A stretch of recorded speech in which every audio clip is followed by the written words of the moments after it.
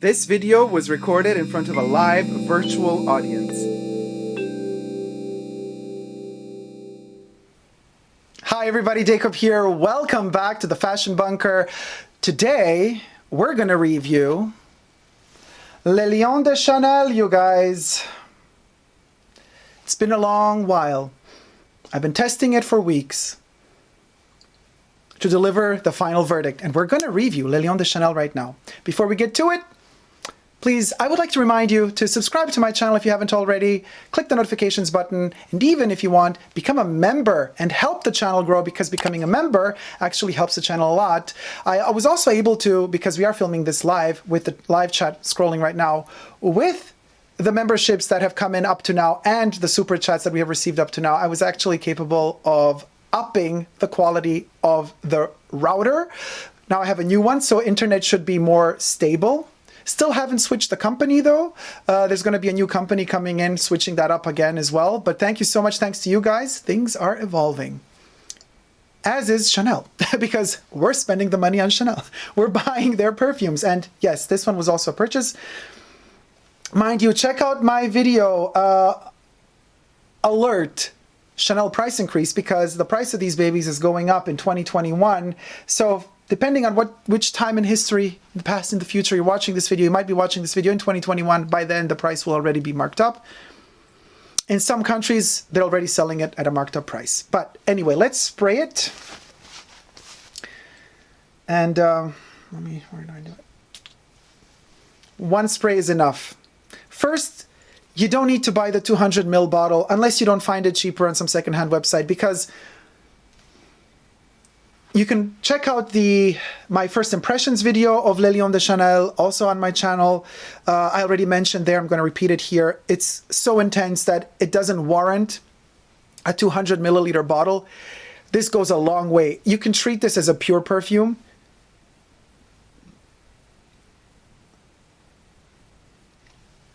Because it's so intense, it's so potent, it's so powerful that it's going to last you days.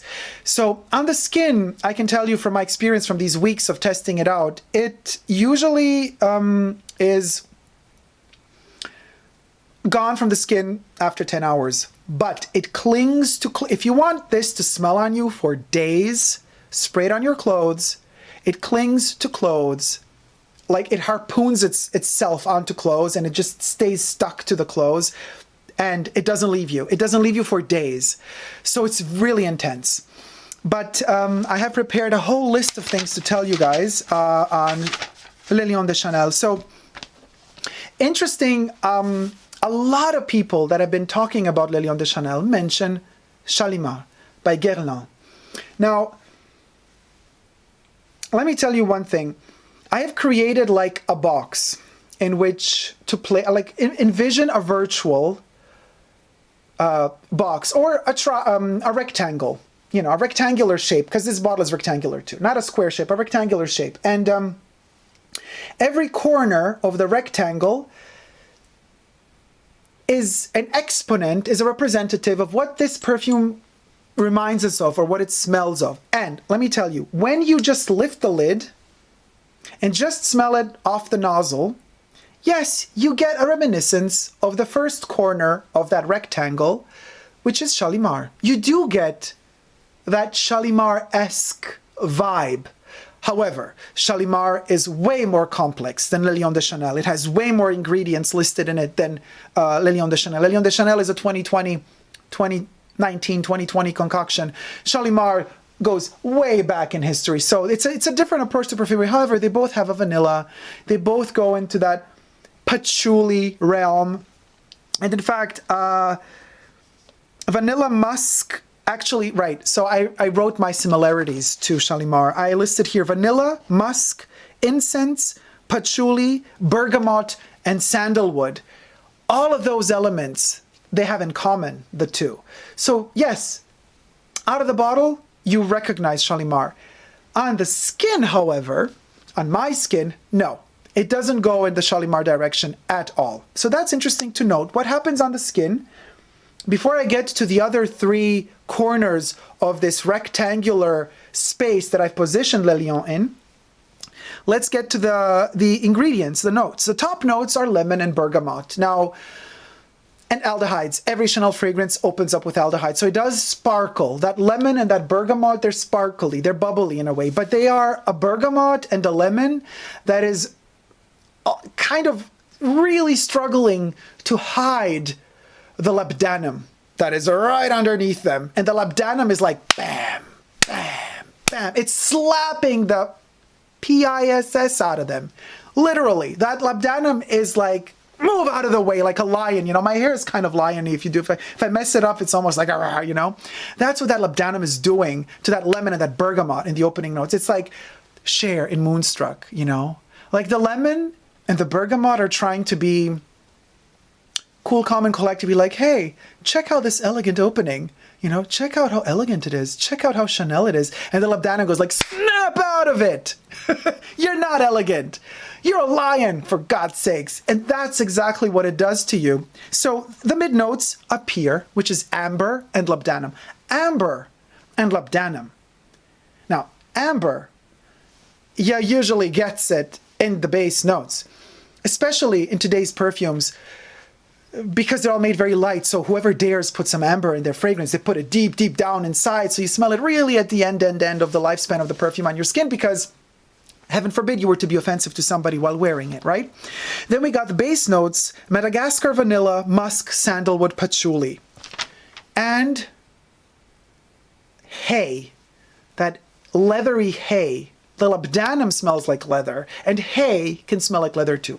So here we get to an interesting point. This perfume has a similar hay, like a skanky, like a roll in the hay type of hay smell, which is very similar to the 13th Hour by the Cartier fragrances. Now, just that hay tone, not strong enough of a similarity for me to tell you, hey, not too strong a similarity to the 13th Hour for me to tell you that Cartier's 13th Hour is one of those corners of the rectangle that I mentioned at the beginning of my video. No. But just keep in mind, if you ever smelled the 13th Hour in its first formulation and iteration, it has that skanky hay smell, which is, I love it. It's really, really, it's visceral, but it's very particular.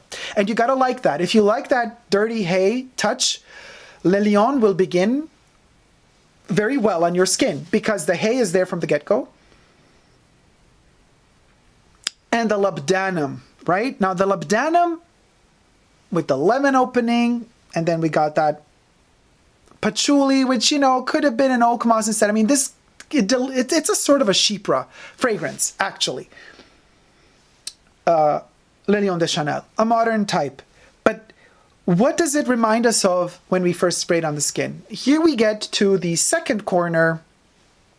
So we got Shalimar in this corner. Then here in this corner of the rectangle, we get Coromandel by Chanel. The Coromandel similarity, literally I wrote down, we got patchouli, Tahitian vanilla in Coromandel, incense, musk, and benzoin. Benzoin that smells like amber. These are the similarities between Coromandel and Le Lion de Chanel. But most importantly, it's the patchouli. It's the same patchouli. We have the same type of patchouli used in Coromandel as used in Le Lion de Chanel. So, minus the white chocolate. The Coromandel, the first edition of Coromandel, you guys, the Eau de Toilette, I have the first edition of Coromandel, Eau de Toilette. What an amazing perfume. They've butchered it in the Eau de Parfum form. And the Eau de Toilette opens up with white chocolate. And then goes into the patchouli, but it stays white and creamy. It's so majestic. Anyway, there's none of that white chocolate in Le Lion, but there's that same patchouli, and that patchouli with the benzoin of Coromandel, interpreted as the amber in Le Lion. That's what crosses, and the incense. And we're gonna get to the incense. We're gonna get to the incense with the third corner of this rectangle, the third corner being Chanel number 22. Believe it or not. Believe it or not. Yes, Le Lion de Chanel, at a certain point in my research, looking through it, researching it, studying it, smelling it, sniffing it in different scenarios, situations, days of night or day, temperature, there's always one moment of Le Lion de Chanel's lifespan on my skin that goes there. It smells like number 22. And I was thinking, what is it? What is it? Because, you know, I have all formulations of Chanel number 22, also the discontinued ones. And it smells like 22, not like the Eau de Parfum. It smells like the 22, Eau de Toilette and Eau de Cologne and the Pure Perfume, because those have incense in them, you see. It's the incense that at a certain point takes over on Le Lion, on my skin, as it's drying down. And when it hits that incense, it's so austere. That incense goes places. It goes into churches that I've visited on my travels, like where literally the mass has just ended and, you know, the priests have done their incense thing, going through purifying that exact same smell of wood that has absorbed incense for centuries in a church. That smell of that wood covered in incense is what you get in Le Lion de Chanel towards the dry down. And it's spot on like number 22, when 22 used to have the incense, a lot of it in the Eau de Cologne and a lot of it in the Eau de Toilette. Wonderful. That moment when that labdanum kind of, it's been so bossy and cranky and it's gorgeous, but it's been the lion. The labdanum is the lion with the amber. You know, those mid notes, that's where the lion is. And then those mid notes, when they kind of assert their domination and their presence in this world, in this perfume world of Le Lion de Chanel, you know, once the whole realm of all the other ingredients become the subjects of the Lion King, which is the labdanum and the amber. Once the labdanum and the amber realize that they are king, then they kind of chill a little. For a second there, then they say like, okay, cool. We don't have to scream so loud anymore. And when they stop screaming so loud, that's when the incense just comes out and takes over, you know, together with the hay. But that incense, which I'm already starting to smell now, is warm, it's comforting. It tells you things will be okay. But it tells it to you in a very old school poetic way, meaning like poems written by authors from centuries ago. We're talking poems that we today cannot understand when we read them. We need much more knowledge than just knowing how to read and write to understand and decipher the poems. Just like deciphering ancient paintings, everything painted, every detail painted has a different symbol and a different symbology. And this means that this perfume really tells you, hey again, this perfume tells you the incense. This is not just your regular incense. To understand and feel the depth of this incense, you have to go back in time. You have to learn about history, art history, political history, the history of the world. And then you're going to start understanding the smell of it. It's easy to just say, yeah, it smells like an incense, but what type of incense? And this is where perfumery, like Chanel's perfumery, is at its finest. You won't find this anywhere else. Somebody who locks in this type of incense in a perfume knows exactly what they're doing. They know their art history. They know their history of the world that they're living in, and they implement it so delicately, so elegantly, so that only if you really want to dig for it, can you find it, and then it becomes perceptible. Masterful. And here we get to the fourth and final corner of this rectangle, the similarity of Le Lion. It's similar to that elegance, finesse, refined, haute couture, savoir-faire, and emotion that only Chanel haute couture can ever deliver. And what is the Chanel haute couture fragrance? 31 Rue Cambon. 31 Rue Cambon is the fourth element. It's the missing link, you guys. 31 Rue Cambon is where it's at when it comes to Le Lion de Chanel. In fact, I've written down patchouli, bergamot, and labdanum. The labdanum is what Le Lion de Chanel and 31 Rue Cambon share. That's what they have in common. They have the labdanum in common. Olivier Polge has pushed the labdanum to an extreme. You can't go further than this. I mean, they might water it down, you know, get this one now in the formulation it's in now, because I'm sure in a couple of years they're going to tone it down to save money, allegedly. But more labdanum, more refined, more intense than it is in here now, it would start stinking. This is like the limit. Olivier brought Jacques Polge's 31 Rue Cambon labdanum.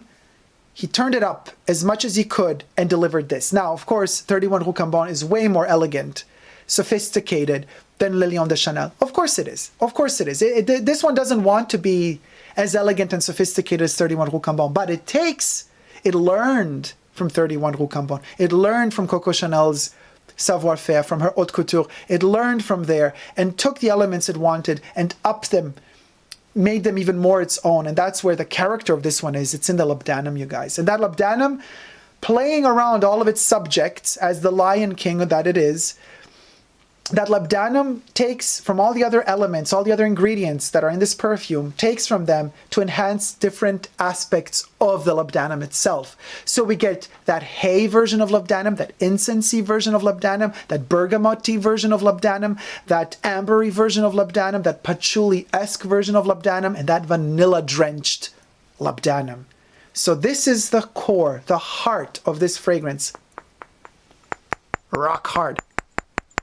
Just like labdanum is called the rock rose. That's another name for the labdanum.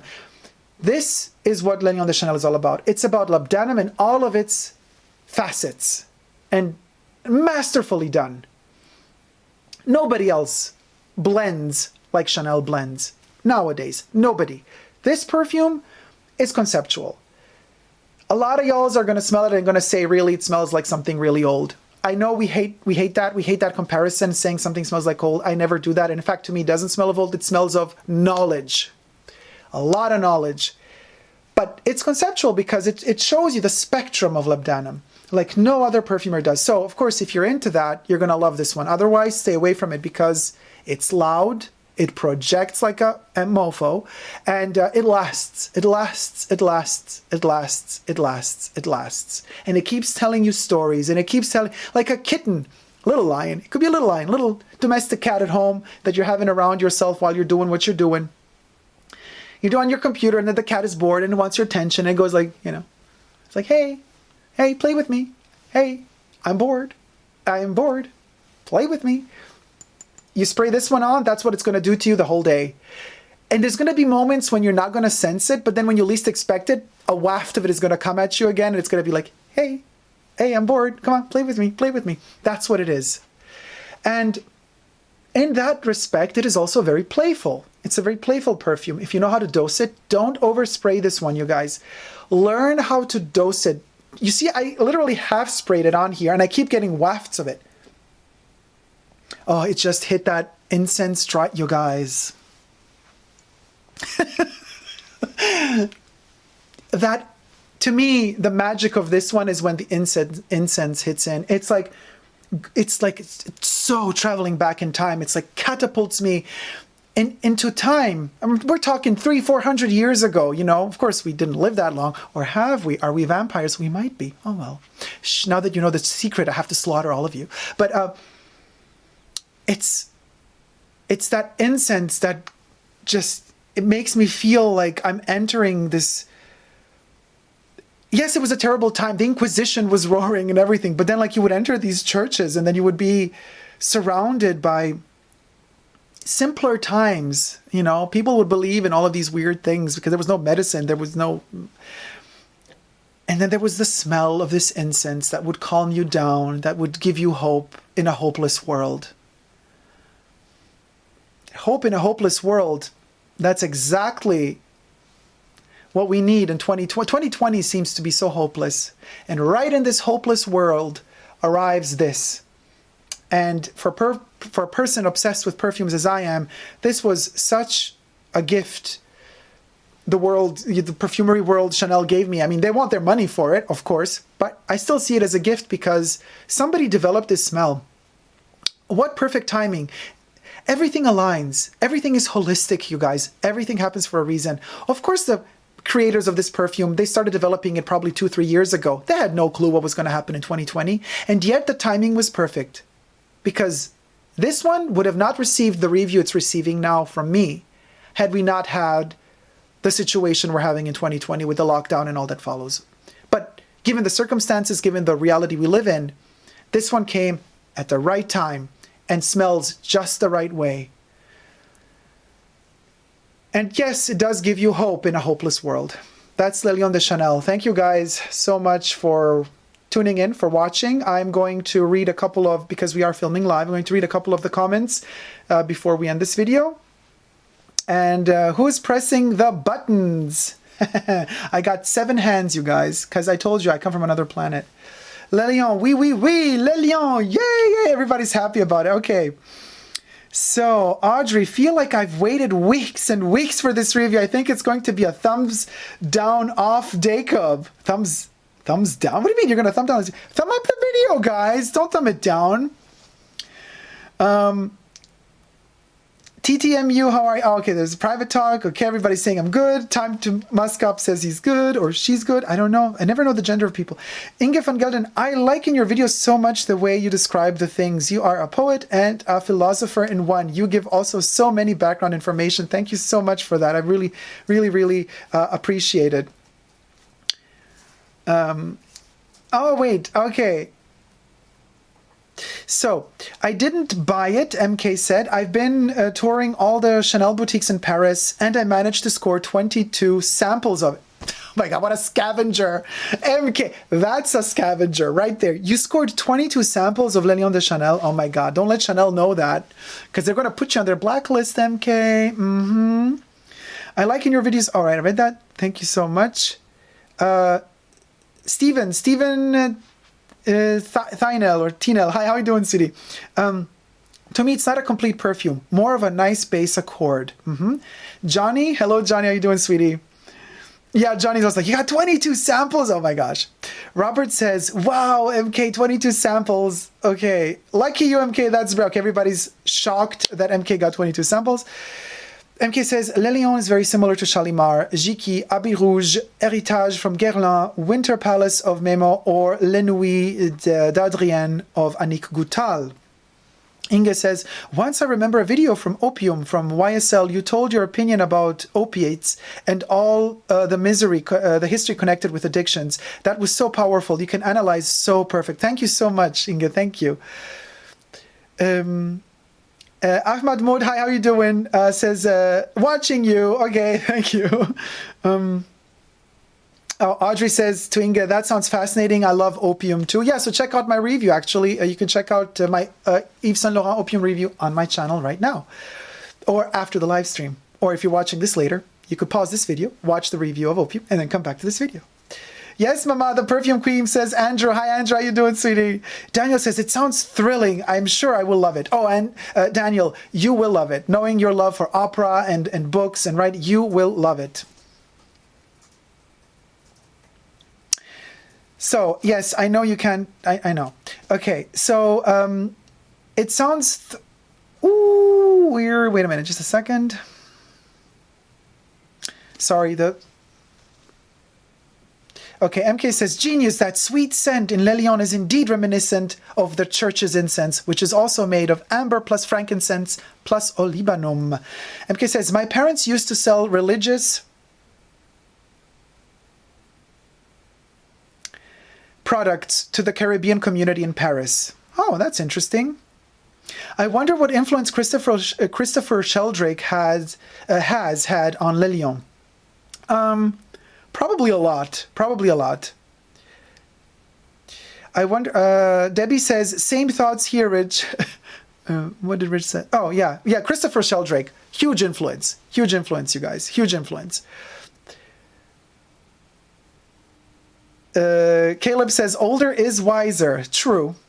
So it's really good to age, actually. Miranda says, I gave my cat Batel the middle name of labdanum recently, originating under the severe sun of the Mediterranean. The scent is an ode to Venus. Interesting connection. Oh, that's beautiful.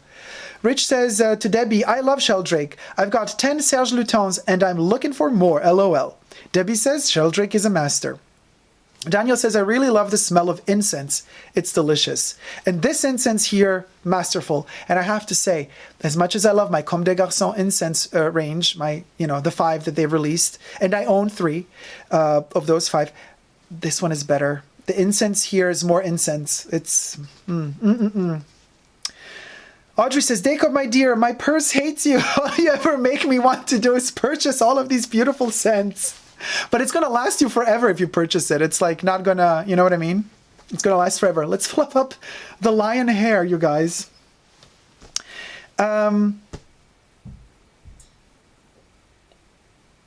Lily Jameson, why does he never say the name? What do you mean, Lily? What name? Le Lion de Chanel? I said it now. Inge says, the perfume houses should hire you. You're a master and very, very honest. Thank you so much, Inge. I am very honest. I keep it real. Daniel,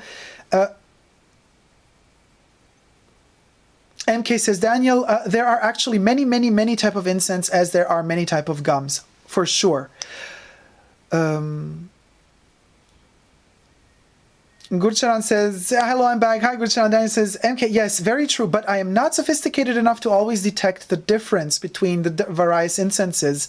That's okay, Daniel. You don't need to detect the difference between them. All you need to do is find one that you like. If you like the way it smells, that's fine. You don't need to do an analysis of all the different incenses. I mean, if you find something you like, that's the goal we all have, actually. Audrey says, no, Dacob, I meant you might thumbs the perfume down if it wasn't nice. Aw, I thumbs and like all your videos. Thank you so much, Audrey. Yeah, no. The perfume is a thumbs up for me. Louis Vuitton Boy says, it's quite expensive. Yes, it is, unfortunately. Maximo CG, hey, how you doing, sweetie? Says, your channel gives me so much peace. Thank you so much. I'm Louis says, describing a perfume. Smells good, kind of fresh. Dacob, 30 minutes later, still talking about it. I know, you guys. Takes me a long time to dissect. And it took me 2 weeks, over 2 weeks, to get to do this 30, because it takes me so much time to live with the fragrance to even be able to really dissect it the way I feel is appropriate.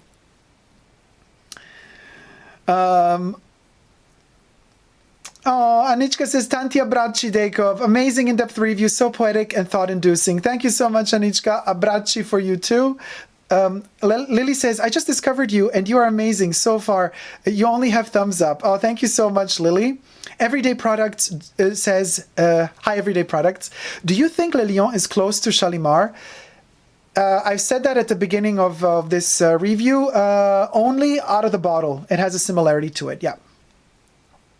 Currently, we're living paycheck to paycheck, says Gurcharan. Affording these fragrances is simply not a thing. Fair enough, and that is also true. It is, in many cases, not a thing. But hopefully, Chanel will keep this one in production for at least a decade, so there's enough time to find ways to get a decant, to get a sample, smelling it in some way. And maybe once you smell it, you don't even like it. I mean, every nose is different, so there's always options. Thank goodness the world of perfumery is a wonderful, ginormous, humongous world where you get to find what suits you best. Thank you guys so much for watching the live review of Le Lion de Chanel. If you've enjoyed it, please do thumb up this video. Let me know what you think of Le Lion in the comment section down below. And join my channel, become a member of my channel, or subscribe to my channel and click the notifications button. But also, you can join me on Patreon, and thank you so much to my patrons. Some of them are actually in the chat right now. So thank you so much for being my patrons. Patreon, Super Dacob, all spelled together. You get to see videos that never come to YouTube, exclusive just there. But the same happens if you join my YouTube channel and become Tier 2 member. You get to rewatch this entire humongous live stream that's happening right now, and as well as exclusive videos that you only get to see there. Thank you guys so much for watching. Until next time, never forget to never give up on love. Love you all. See you soon. Take care. Bye. Mwah.